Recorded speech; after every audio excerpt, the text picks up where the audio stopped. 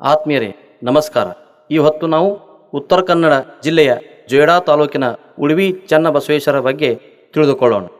ಬಸವಣ್ಣನವರು ಕೂಡಲ ಸಂಗಮದಲ್ಲಿದ್ದ ಆತನ ಅಕ್ಕನಾದ ನಾಗಲಾಂಬಿಕೆ ಮತ್ತು ಭಾವ ಶಿವದೇವ ಸಂಗಮ ಕ್ಷೇತ್ರದಲ್ಲಿಯೇ ಇದ್ದರು. ಅದೇ ಅವಧಿಯಲ್ಲಿ ಚನ್ನಬಸವಣ್ಣನವರು ಈ ದಂಪತಿಗಳ ಮಗನಾಗಿ ಜನಿಸಿದರು ಎಂದು ಸಿಂಗಿರಾಜ ಕವಿ ತನ್ನ ಅಮಲ ಬಸವಚಾರಿತ್ರ ಎಂಬ ಗ್ರಂಥದಲ್ಲಿ ಸ್ಪಷ್ಟಪಡಿಸಿದ್ದಾರೆ. ಬಸವ ಪುರಾಣಗಳಲ್ಲಿ ಈತನ ತಂದೆ ಹೆಸರನ್ನೇ ಪ್ರಸ್ತಾಪಿಸದೆ ನಾಗಲಾಂಬೆಯ ವರತ ನುಭವಂ ಉದ್ಭವ ಗೈದಂ ಎಂದಿದ್ದಾರೆ. ಲಕ್ಕನ ದಂಡೀಶನು ಶಿವತತ್ವ ಚಿಂತಾಮಣಿಯಲ್ಲಿ ಜಂಗಮರ ಪ್ರಸಾದ ಸ್ವೀಕರಿಸಿ ಗರ್ಭ ತೆರೆದ ಅಕ್ಕನಾಗಮ್ಮ ಚನ್ನಬಸವನಿಗೆ ಜನ್ಮವಿತ್ತಳು ಎಂದಿದ್ದಾರೆ.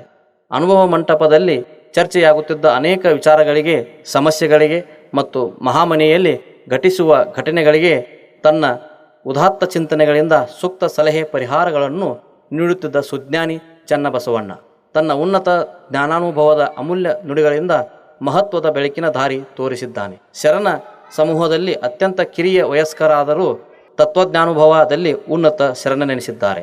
12ನೇ ಶತಮಾನದಲ್ಲಿ ಮಹಾತ್ಮ ಬಸವಣ್ಣ ಹಾಗೂ ಶರಣರು ಕಲ್ಯಾಣದಿಂದ ಅನುಭವ ಮಂಟಪದಲ್ಲಿ ಪ್ರಜಾಪ್ರಭುತ್ವ ಮಾದರಿಯಲ್ಲಿ ಗೋಷ್ಠಿಗಳನ್ನು ಏರ್ಪಡಿಸಿದ್ದರು, ವಚನಗಳನ್ನು ರಚಿಸಿದರು.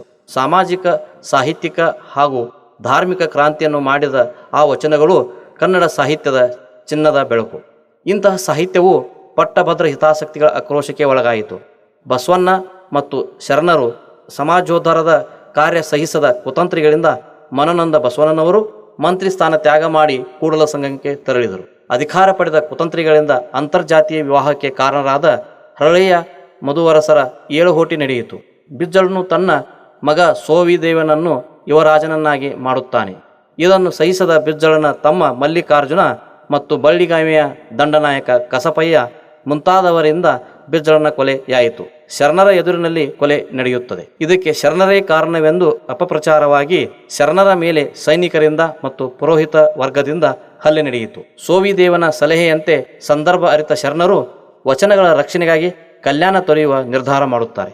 ಸಕಲೇಶ ಮಾದರಸನ ನೇತೃತ್ವದಲ್ಲಿ ನೂರಾರು ಶರಣರು ವಚನ ಸಾಹಿತ್ಯದೊಂದಿಗೆ ಆಂಧ್ರದ ಶ್ರೀಶೈಲದ ಕಡೆಗೆ ಮತ್ತು ಕೆಲವರು ಹಂಪಿಯ ಕಡೆಗೆ ತೆರಳುತ್ತಾರೆ. ಅವಿರಳ ಜ್ಞಾನಿ ಚನ್ನಬಸವಣ್ಣನವರು ನೇತೃತ್ವದಲ್ಲಿ ಸೋವಿದೇವನ ಸಹಾಯದಿಂದ ಕಲ್ಯಾಣ ತೊರೆಯುತ್ತಾರೆ.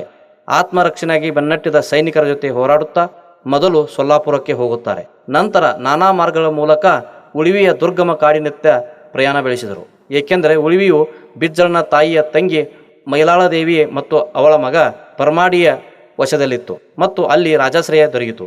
ವಚನಗಳ ರಕ್ಷಣೆಯಾಗುತ್ತದೆ ಎಂದು ಅಲ್ಲಿಯೇ ಅಕ್ಕ ನಾಗಲಾಂಬಿಕೆ ಲಿಂಗೈಕ್ಯರಾದ ಮೇಲೆ ಅವಿರಳ ಜ್ಞಾನಿ ಚನ್ನಬಸವಣ್ಣನವರು ತಮ್ಮ 25ನೇ ವಯಸ್ಸಿನಲ್ಲಿ ಜೀವಂತ ಸಮಾಧಿ ಹೊಂದುತ್ತಾರೆ.